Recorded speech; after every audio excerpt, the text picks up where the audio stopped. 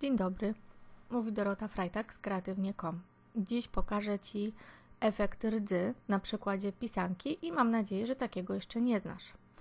Zaczynam od przygotowania podkładu i użyję do tego płynu Powertex w kolorze kremowym i troszeczkę piasku, który wprowadza taki niezbędny mat. On zwiększa przyczepność na styropianie. I pomaluję sobie tą mieszanką całe jajko, ono się robi idealnie matowe i stworzy pewien podkład do dalszych prac związanych z rdzą.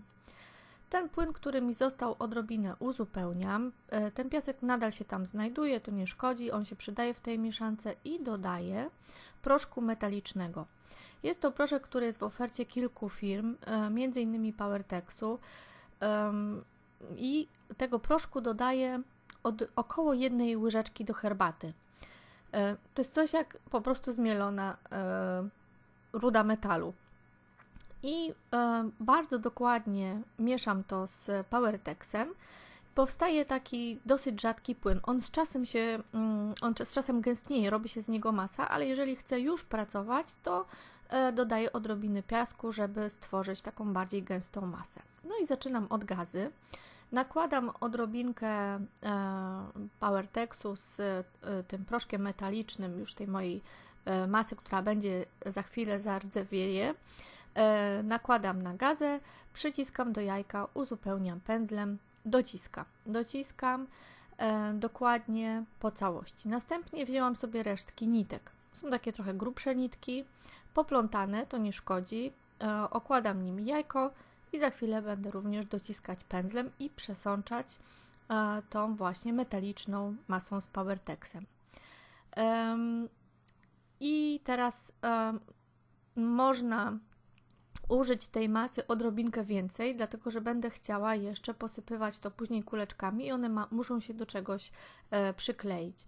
Jeżeli ta masa odrobinkę stwardnieje, to można też szpatułką zrobić z niej jakąś ciekawą strukturę, ale ja kręcę jakby na bieżąco, w związku z czym ona jest jeszcze dosyć rzadka. Najpierw posypuję trochę grubszymi kulkami, później tymi bardzo drobnymi, które są już, przypominają odrobinę piasek, mają jakieś pół milimetra. I na końcu wzięłam jeszcze ten proszek metaliczny i samym tym proszkiem posypuję miejscowo również po mokrej masie. Dlatego, że on wprowadzi taki po prostu brązowy, rdzawy kolor i inny kolor tej rdzy, czyli ta rdza nie będzie taka zupełnie jednolita. Na koniec zrobię jeszcze ptaszki z lekkiej masy modelarskiej i z foremki silikonowej i te ptaszki po prostu na bieżąco, póki są jeszcze miękkie, od razu będę umieszczać na pisance. Najpierw masę mocno wciskam palcem, kiedy ona jest świeża, jest taka dosyć lepiąca i nie robi się tego zbyt wygodnie, ale warto tym palcem właśnie mocno docisnąć i zdjąć nadmiar tej masy, na przykład do foremki obok. Tych ptaszków można sobie przygotować kilka. Delikatnie od razu na świeżo wyciągam je z foremki i umieszczam na mojej pisance i przyklejam również na tą samą masę, czyli na tą właśnie z proszkiem metalicznym. Troszeczkę pod spodem przykładam ptaszek. No i to jest taki właśnie ten moment, kiedy zrobiłam to do góry nogami. Na szczęście się zreflektowałam, bo pamiętam o tym, że tam, gdzie mam patyczek, będę chciała umieścić zawieszkę, w tym troszeczkę w tej grubszej części jajka. Oczywiście jest to najzupełniej dowolne, ale taki miałam plan, tam jest w tej chwili otworek. Teraz te ptaszki też troszeczkę podmaluję tą masą i na koniec potrzebna nam jest woda z octem.